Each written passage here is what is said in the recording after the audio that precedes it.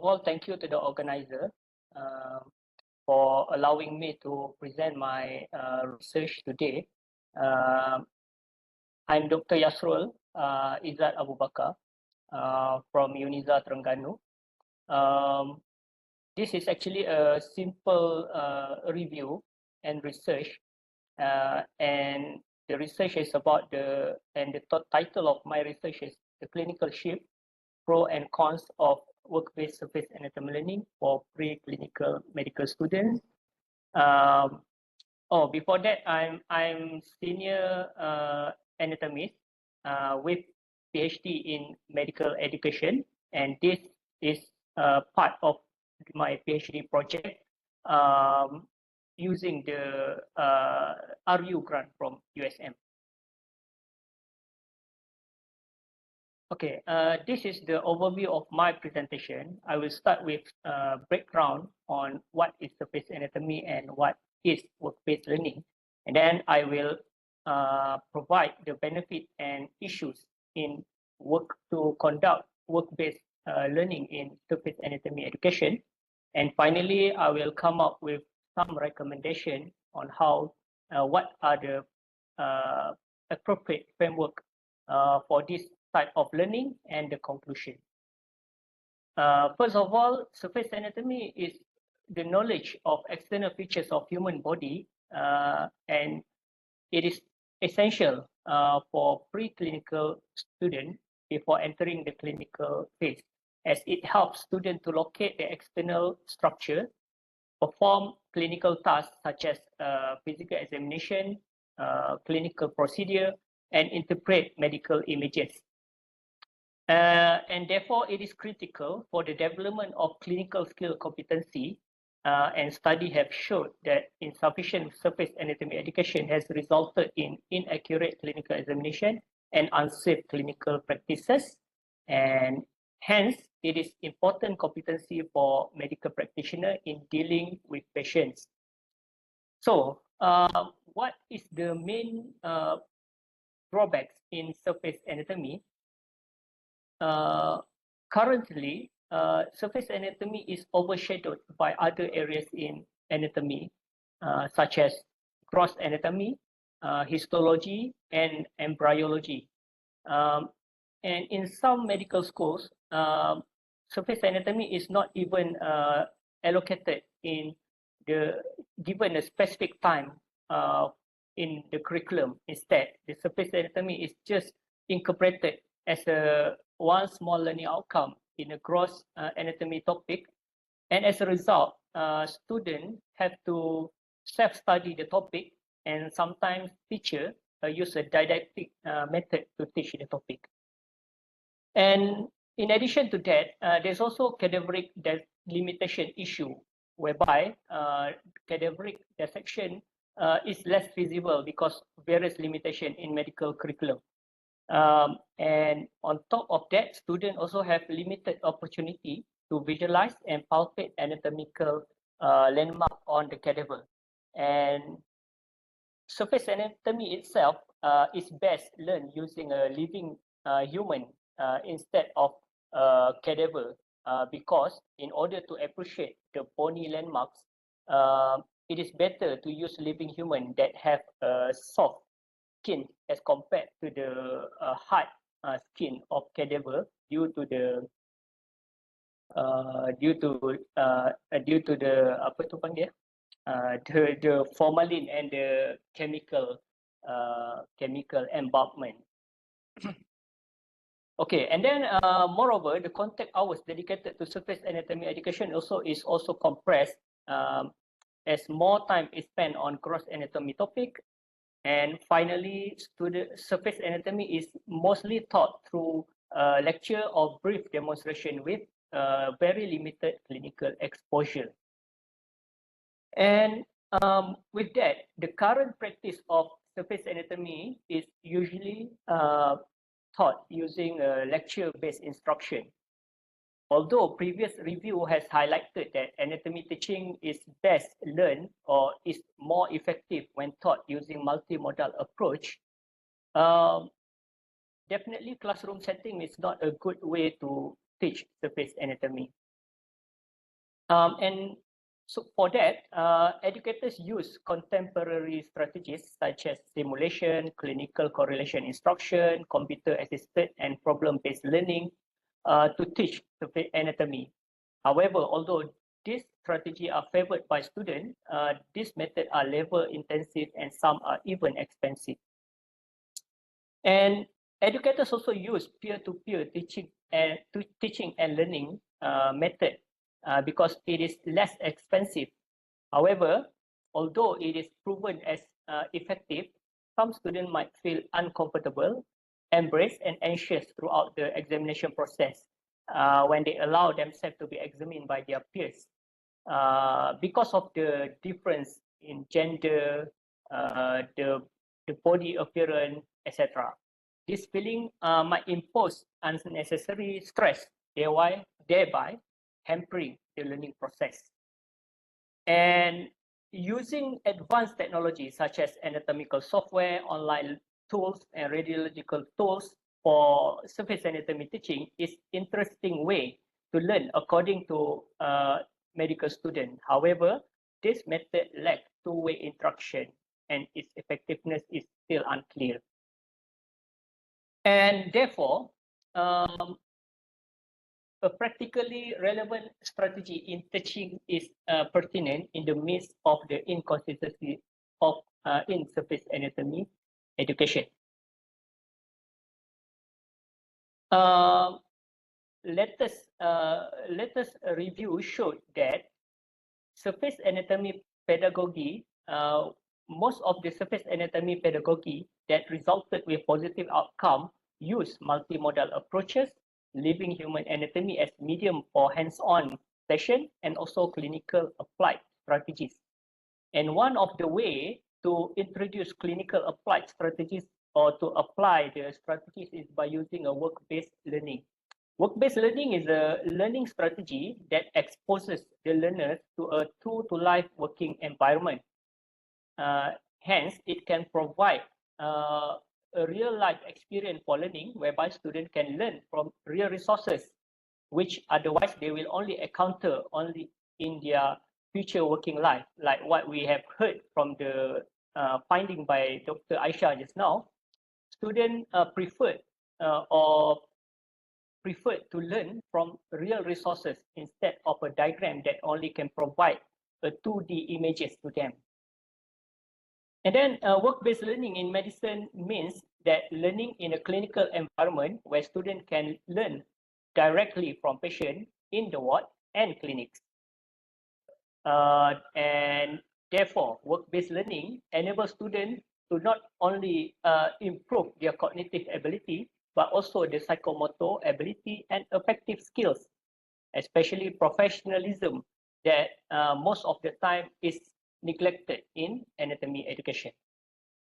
So the significance of this study is due to the underemphasized surface anatomy education, there is a need of an evidence-based framework of surface anatomy teaching. And work-based approach could be the potential solution as it can provide experiential learning with clinical element as well as promote clinical competency and professionalism. And therefore, the aim of this review is to analyze the benefit and challenges of clinical work-based surface anatomy learning, to explore the integration of clinical input into surface anatomy education, to propose an evidence-based framework for work-based learning, and to provide insight for improvement in this area. There are several benefits and challenges of work-based surface anatomy learning to preclinical medical students. The first advantage is that it can provide clinical integration in the form of clinical application in learning, horizontal and vertical integration of the knowledge, as well as opportunity for contextualized learning. It also can promote active learning via opportunity for experiential learning, and it can also promote learning engagement. Then it also can promote clinical skills and professional development. However, there is also challenges in conducting work-based learning to preclinical medical students, because they are novice learners. And then on top of that, we are also having a problem of with a limitation of lecturers that qualified to teach in a work-based setting, and some logistic issues. The first advantage of work-based learning, which is active learning, is very potent. Is very potential. Work-based learning is potentially effective because it can allow active participation of students by performing physical examination. For example, like palpating body prominence and delineating anatomical landmark on patient, such as when we ask the student not only to learn on the ribs of the body, but also to palpate and to apa kita panggil tu? To do ribs counting in order for the student to perform physical examination such as auscultation of the heart. And this actually the mastering of surface anatomy can be achieved through experiential learning, and experiential learning that enforce learning by doing is very it can benefit the student, as student can have direct experience to gain a cognitive, psychomotor, and affective value. However, the teaching of surface anatomy using experiential learning should be conducted in a clinical environment with supervision. Next, the early exposure of clinical learning environment to the student will also allow horizontal and vertical integration, whereby the basic knowledge of surface anatomy can be easily integrated into gross anatomy and clinical anatomy knowledge. When we use work-based learning compared to the healthy subject that educators use in peer examination, learning surface anatomy on patient will allow students to experience a different spectrum of learning scenarios. And therefore, by applying the knowledge in work-based learning, this might promote the student to acquire knowledge at a higher level of cognitive taxonomy, at least at the level of application, analyze, and maybe more than that. And this might also enhance knowledge retention to the patient because of their better conceptualization or better understanding on the subject. And student also, on top of that, a student can also not only benefited from the cognitive ability, but also the psychomotor and affective learning skills. Okay, for the clinical skills and professional development, the transfer of cognitive knowledge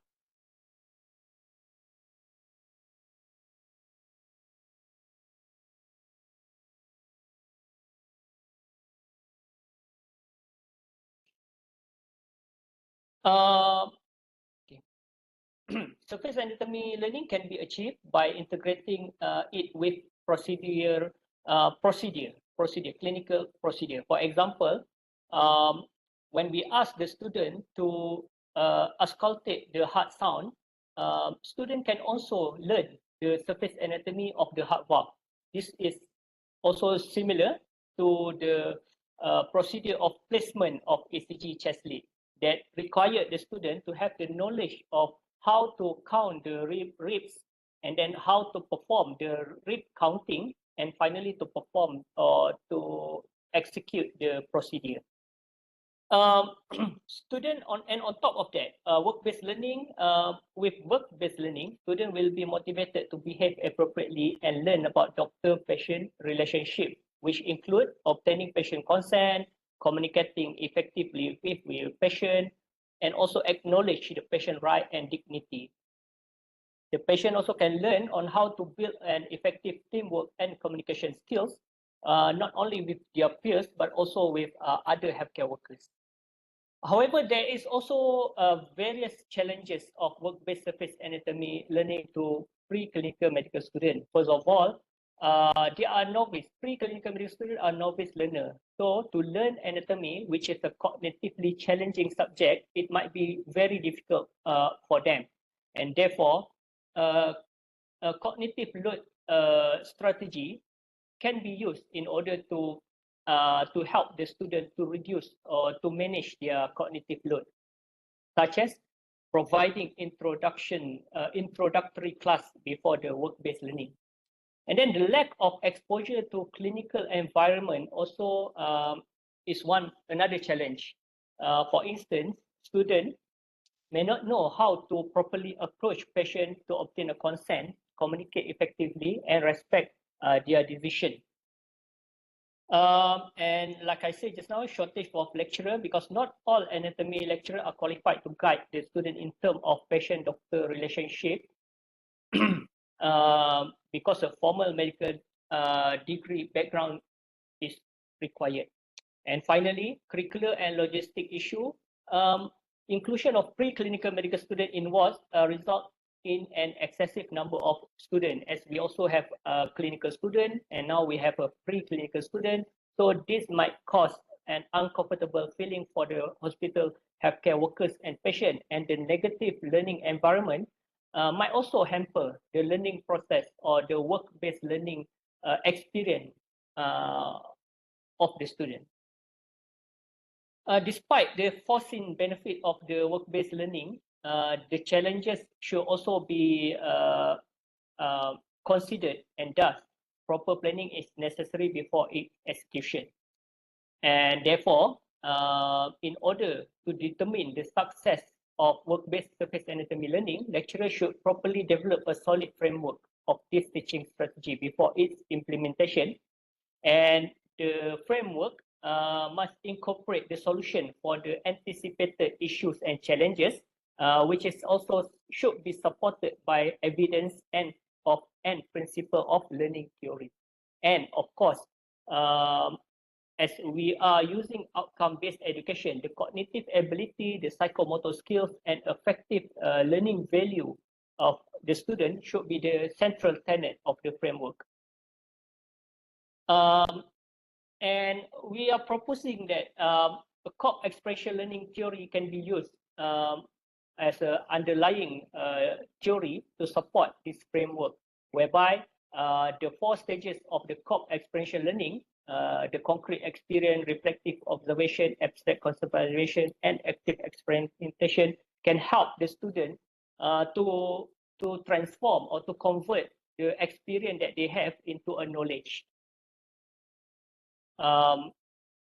First of all, of course, when the student have the work-based learning, by have the concrete experience, by perform or learn by doing, they then will reflect based on their experience, and then conclude or have the abstract conceptualization after the reflection, and finally they will have a further active experimentation on how they could improve their performance, and this cycle will continuously go on. And of course, work-based learning has the advantage because it is a contextualized learning that enforce the student to easily acknowledge or understand or realize the importance of the learning to them. And then cognitive load theory can also be used as well, because we know that preclinical students are novice learner and also novice in clinical learning. So we can use strategy of cognitive load theory to simplify or to manage the intrinsic load, to increase the germane load, and also to reduce the extraneous load. By using this strategy, for example, like what I have mentioned just now, like we have introductory class before the work-based learning. This may help the student because they can have how to stimulate their prior knowledge of gross anatomy before they attend or they learn on the surface anatomy. Okay, this is the framework that we propose based on my paper.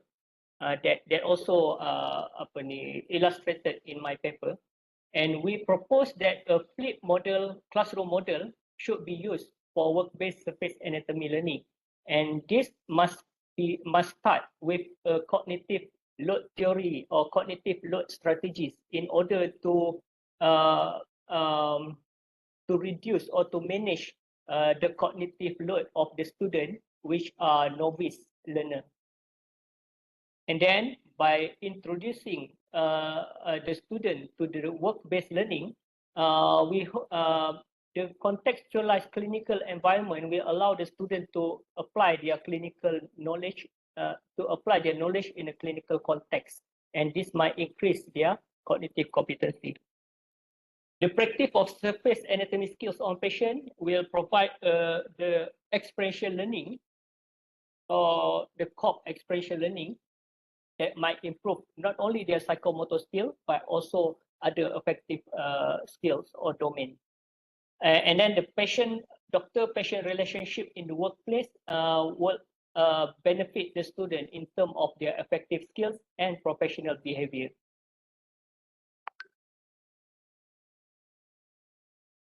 And further recommendation is that for the curricular design to integrate surface anatomy into clinical context from the early stage of education, institutional support to increase clinical exposure for preclinical students, and provide training for anatomy educators to improve teaching in clinical setting. And on top of that, way forward, I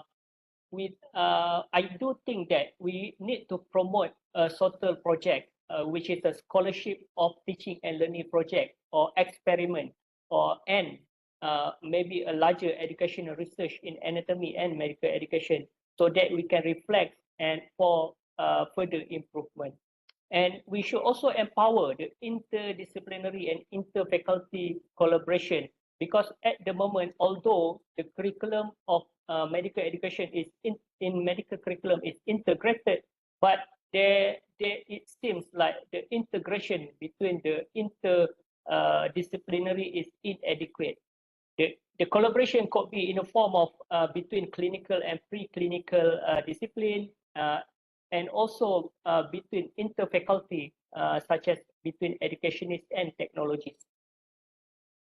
We should also enhance or empower our formative assessment, because I believe that the use of work-based learning required an appropriate formative assessment that can drive the student for learning, instead of only using a summative assessment, which is the assessment of learning.